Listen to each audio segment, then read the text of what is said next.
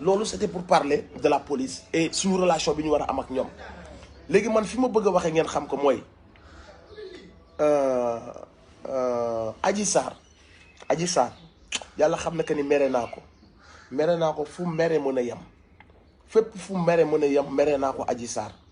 mais il faut ngeen xam aussi benn affaire Adji Sarr xam nga ñun yàlla daf lay dimbali parfois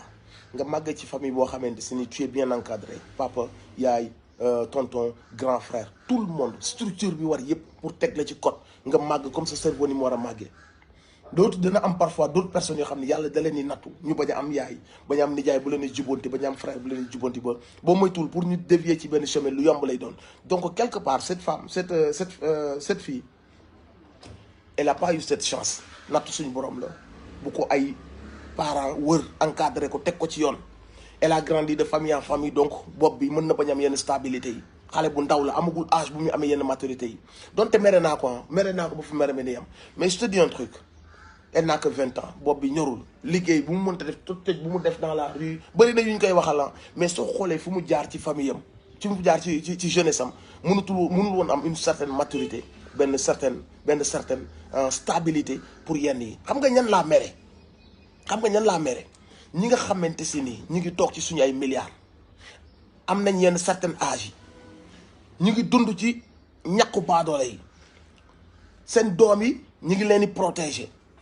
seen doom yaa ngi jàng fi ñu war a jàng di fajoo fi ñu war a fajoo ñu nekk ay magum jëmm yu ànd ak seen xel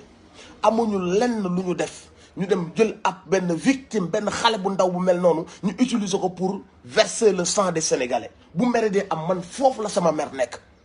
les personnes qui sont derrière ça ce sont eux les monstres. Adji Sarr li ma koy mere lépp garde naa une certaine yërmande ci moom parce que xam naa que ni benn xale bu ndaw la boo xam ne si ni ay magum jëmm yu seen cerveau mat sëkk ñoo ko utiliser pour ay fins yu machiavélique pour ay fins yu lâche man ñooñu laa mere. te képp kuy mereel les lâches les bandits voyous les tapettes yu toog seen ginnaaw bureau xam ne am na benn xale bu ñu mën a ñu utiliser ko def loo ko le sale boulot malgré elle. menacé ko bi nga xamante si ni ndaw si force liñ ko def loo lay def te pourtant booy boobu bopp bi matul gis nga nit même à 40 ans góor ci diine dañ naan la maturité am des na dañ mu ak ba 50 ans ñu lay doog waxu maturité là je te parle d'une jeune fille perdue boo xamante si ni 20 ans la am elle a pas eu la structure familiale bi waroon mu am des magum jëmb des milliardaires des voleurs de milliards yoo xamante si ni seen avenir u doom assuré na ñu ne non on va utiliser cette dame pour indi instabilité ci réew mi pour créer benn mbir boo xam ne mën na indi émeute mën na indi insurrection ci réew mi ils ont utilisé notre force notre argent pour utiliser cette petite fille pour créer li ngeen gis ni ba tey mu nar a plonger suñu réew ci benn contexte boo xamante si ni ñëpp a ngi koy ñaawlu. gis nga ñun dañoo am nattu suñu nattu mooy suñu njiit yi foo nattu seen mbon xamal ni weesu na ko foo nattu seen sadisme xamal ni weesu na ko mais ku ragalatul yàlla boo fa nekkee naan ko sa conscience alalu àdduna jaru ko ñett fanu bàmmeel tu perds ton temps ces gens-là ont vendu leur âme au diable boo ko xoolee ci sa bopp da ngay juum parce que yow da nga naan maa ngi bàyyi xel yàlla maa ngi bàyyi xel bis bu may yeew juróom-ñaari mètre percal yow loolu donc boo ko nattee ci foofu noonu da lay nax mais ces gens-là ragalatuñu yàlla calculer tuñ loolu xoolal seen bëgg-bëggu bakkan ak li jëm ci àdduna kese la ñuy dund ce sont des gens yu jaay seen âme au diable et ce sont ces gens-là qui nous dirigent ce sont ces gens-là yooyu ñooy utiliser suñu justice ñoom ñooy utiliser suñu police ñooy utiliser suñu procureur fonction yi des arrogants des gens yoo xam ne même ñun ñi nga xamante si nii ñun ñooy fay lu mel ne ay OFNAC ay IGE mu nekk des choses yoo xam ne dañ leen waroon respecter parce que c'est la patrie parce que c'est le drapeau parce que ay institution la yoo xamante si nii ñun ñoo leen di fay ñun la ñuy représenter quand ils appellent ces gens-là par arrogance parce que je suis le gendre du président parce que dañuy wax ñëwuma doomu baadoole bi pour un téléphone portable pour un lu ñàkk fayda ñu gaaw ne yóbbu leen ko pour 6 ans ci kaso bi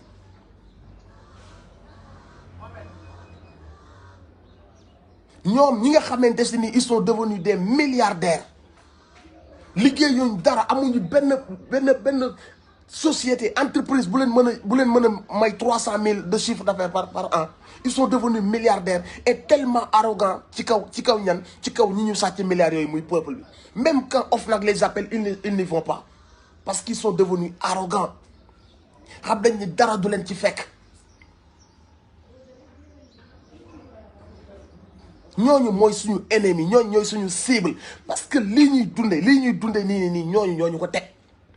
li tax nit ñi xiif sonn jaaxle ba daw di dugg ci géej gi dama ne la lii ñuy dund nii yàlla teguñu ñu ko suñu ay moroomu Sénégal ñoo ñu ko teg des voyous des lâches duñ ay nitu dara ay tapet yoo xamante si ni ils sont à l'abri pour le moment parce que xam nañ que ni police du leen jël si procureur du leen jël si dara du leen jël si. kenn ci ñoom deful nii ba am 100 000 francs ñoom ñëpp c'est des voleurs des détourneurs de fonds. Ils sont tellement arrogants envers nous ils nous méprisent dóor ñu bu jotee dañuy wax policier dem leen ngeen dóor leen après ñu dem ci télé bi di fen léegi dañuy yónni seen ay chien xam nga la moom may metti parfois le Sénégalais ndeysaan parfois amoon na lu nekkoon si ñun lu commencé di deñ mooy ñun dañoo nekkoon peuple bu baax bu am yërmande barki alxuraan mais mi ngi commencé di deñ xam nga lu tax tey ji bu ñu la waxee que ne nit père de famille jàmbaar ku honnête ku digne ku sincère quelqu'un qui a donné toute sa vie teg ko ci honnêteté teg ko ci patriotisme tey ji quand on te dit que cette personne là am na benn maladie bu koy sonal boo xam si ni il a régulièrement besoin de faju te fajom bi lii la te moomu bëggul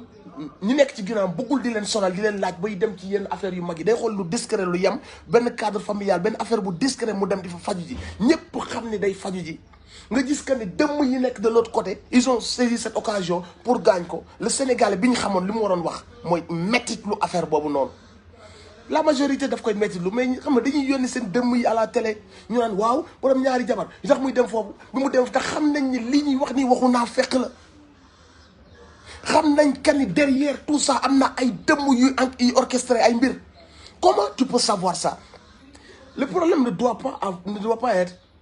waaw li tax mu fay dem xamoon na ni ñu ngi koy wër xam na ni gars yi ñu ngi koy fexal dañu ko bëgg a rey li tax mu fay dem problème bi warul la xam bon question la ñu war a poser li tax ñu àgg ci niveau wu dañ koy rey ñu ngi koy waajal ñun ñu war a nangu loolu noonu ñun foofu la problème bi nekk lan moo tax Sénégal war a nangu ñu àgg ci niveau wu boo protégé wul dañ lay rey c'est ça qui est anormal ce qui est anormal ce n'est pas d'aller se faire un massage thérapeutique ce qui est anormal mooy ñu dem ba àgg foo xamante si ni y a des gens yoo xam ni boo àndut ak sécurité pare nañ pour rey la ñun ñu war a nangu situation boobu noonu pourquoi mu war a am des gens yu war a rey ay nit ñun loolu moo ñu war a indigner li ñu war a indigner n'est pas benn séance de massage thérapeutique pour soulager sa douleur frérot putain ça fait mal quand tu as mal tu es mal tu as besoin de ça pour mën a nekk pour mën a toog say doom foo ak ñoom pour mën a dem defi sa liggéey tu as besoin de ne plus sentir cette douleur war a toog di ko yëg tu as besoin nga faj sa bopp tu as besoin de ça pour mën a dem def sa liggéey d'accord nañ ni ay affaire de moyens et tout ça warul woon a poser et tout ça mais par modestie le pros on sait tous que par modestie il peut même se contenter de benn affaire bu ndaw parce que genre boobu la il est victime de sa bonté il est victime de sa modestie bu amee benn salon bu ndaw bu nekk oto këram te mën fa am soulagement danañ grave day dem parce que il est victime de cette modestie léegi ñun amuñu lenn lu ñu wax lu ne ko li tax nga fa doon àndu garde corps xam nga ni dañ lay rey tax nga fa doon dem au lieu que ñu poser la question à savoir li tax mu am des gens prêts à le tuer c'est ça qui doit nous indigner lu ñu war a indigner mooy pourquoi mu am des gens qui sont prêts à tuer cette personne dans le seul but parce que ce gars fait bien son travail dans le seul but parce que ce gars-là ne marche pas dans le combine ce gars-là a voulu nous réveiller là a voulu nous éveiller léegi lan moo tax ñu war a nangu ne y a des gens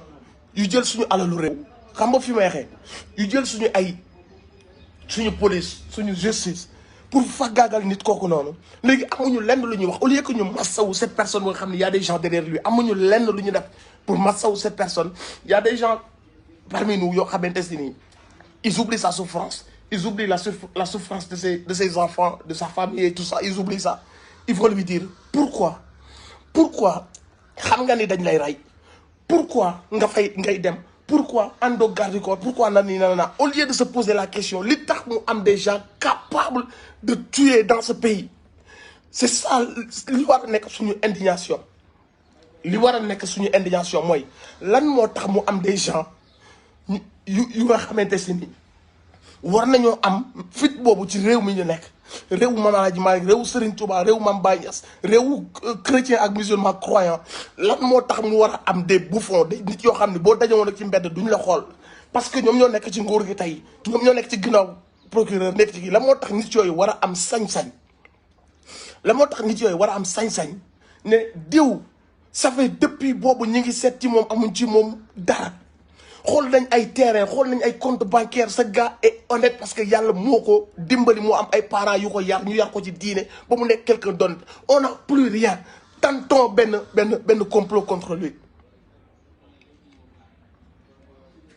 Suñu indignation bi yëpp foofu la war a nekk. J'ai vu des gens se dem ba à la télé parce que xam nañ li ñuy wax ça va faire mal, ça va semer le doute, ils le savent. Ils vont dire que ni pourquoi muy dem fii am na jabar am na li am na la, tout en sachant la vérité dans tout ça.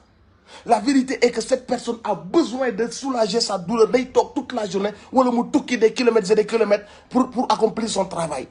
Donc cette personne a besoin régulièrement de soulager sa douleur. Ils ont profité de sa maladie pour créer ko benn affaire. Ça fait des mois ñuy liggéey ci loolu noonu. Mais yow est-ce que loolu yow ça va pas te briser le cœur? Au lieu que nga dem di xalaat que ni naka la mën a bàyyi, qui vous a dit que ni ñam bàyyi këram mën nañ def ces massages qui sont thérapeutiques? Qui vous a dit que ce sont des professionnels qui peuvent le faire? Comme ni ngay demee ci dentiste, comme ni ngay demee ci gynécologue. Mais les gars, li moo tax ñu bëgg ñu perte loo suñu humanisme. La moo tax nit ñi li nga xamante si ni mbaax googu lañ ñoo xamee woon ñun waa Sénégal, yërmande, compassion, des gens yoo xam ne justice la ñuy dund fu ñu fekk ku ñu neewal doole ñoom ñëpp ñu taxaw ci ginnaawam. Lan moo tax tey ñu nangu ay nit taxaw di saltel ab gor, nit koo xam ne ci suñu liggéey la nekk, ci suñuy waaw lay wéy, ci suñu bëgg-bëgg lay wéy, xaj na boppam bépp sacrifice bu gor mën a def ak dignité def na ko pour que ñun ñu mën a nekk, suñuy doom mën a nekk. ñun ñëpp on est conscient que ni barke alxuraan bu ñu amoon 20 Ousmane Sonko jóge nañ fii bu yàgg.